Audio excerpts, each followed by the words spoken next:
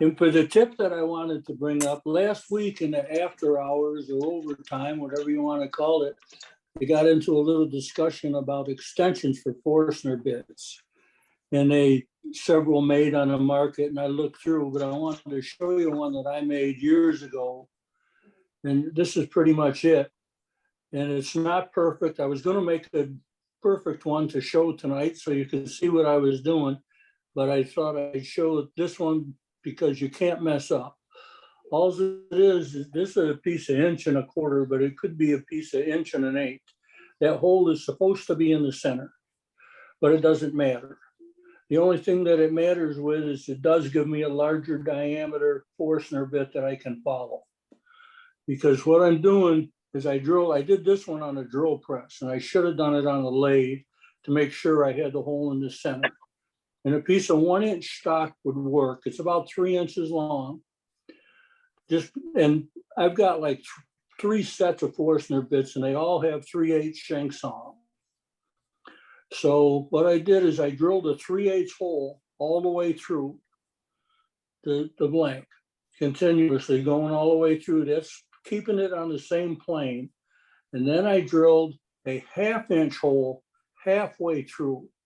And this is a piece of 1/2 inch stock. And you can make it to any length that you need. And just put this in a Jacob's chuck in your tailstock.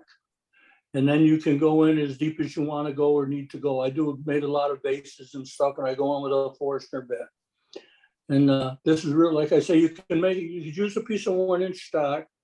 And if you just started it on the lathe and didn't wanted to do it on a drill press later, that would get you in the center. But being off center doesn't make any difference because it's on line with the hole.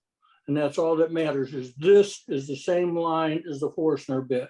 No matter how you did it, even if it was crooked, it would still be on the same line with the Forstner bit when you did it.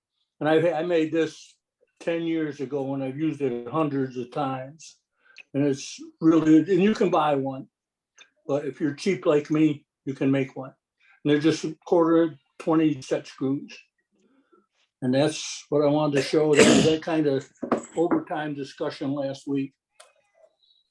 Thanks, Terry.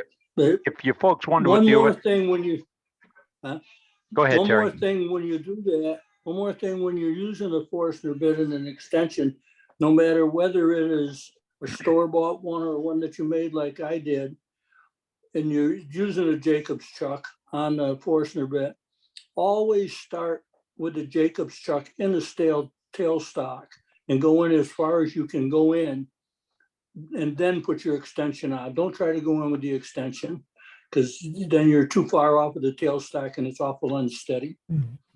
Once it's started, then it's guided itself. And that's about the extent of that, unless somebody's got something to add to that.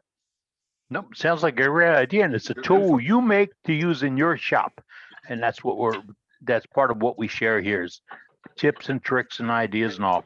I have to mention that I would like to add something. When you're putting set screws in, recommend that you go with the number 6 metric because it's the same thing as you use for everything else. That's that blue handle